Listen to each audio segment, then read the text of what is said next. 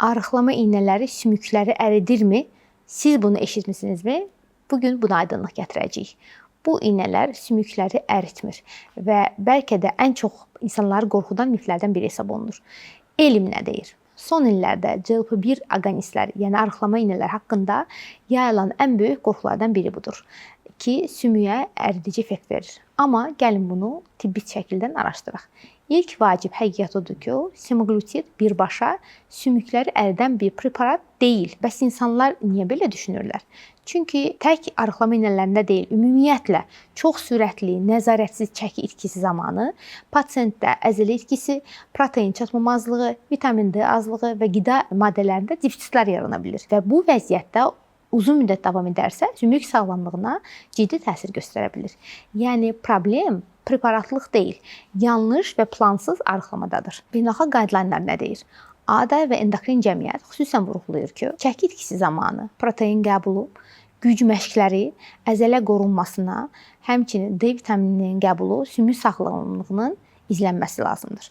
Çünki məqsəd sadəcə kilonu azaltmaq deyil, sağlam şəkildə arıqlamaqdır və bədənə lazım olan vitamin və mineralları düzgün təyin etməkdədir. Menopauza dövründə olan qadınlarda bu mövzu daha vacibdir. Çünki bu dövrdə qadın cins hormonlarının, estrogenlərin azalması sümük sıxlığının daha da zəifləməsinə və sümük əriməsinə gətirir. Həmçinin menopauza dövründə sarkopeniya, yəni əzələ itkisi də olur və qadın az yeyir, protein qəbul etmir, idman etmir və çox sürətlə çəki itirirsə, bu zaman sümük itirmə riski, sümük ərimə riski daha çox artır. Amma düzgün proqramla əzələ qoruna bilər, sümük dəstəklənə bilər və metabolik sağlamlıq daha da yaxşılaşa bilər. Ən böyük səhv nədir bilirsinizmi? İnsanlar sadəcə iynənin törətdiyini düşünürlər. Halbuki müasir piyələnmə müalicəsində inyeksiya ilə yanaşı sağlam qidalanma və sağlam həyat ritmi də önəmlidir.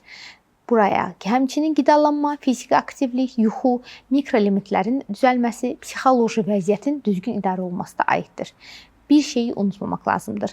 Əzələləri qorumadan verilən çəki sağlam çəki itkisi hesab olunmur və ona görə də mən pasientlərə həmişə onu deyirəm ki, biz sadəcə sizi yüngülləşdirmək istəmirik. Fikrimiz təkcə sizi arıqlatmaq deyil. Biz sizi güclü saxlamaq istəyirik. Yəni həm sağlam əzələ, həm sağlam sümüyə sahib olmanızın tərəfdarıyıq və bunun üçün çalışırıq. Sonda videomuzu bəyənməyi və daha çox insana çatması üçün paylaşmağı unutmayın. Suallarınızı isə şərhlər bölümündə yazın. Növbəti videolarda onlardan yararlana bilək. Özünüzə yaxşı baxın.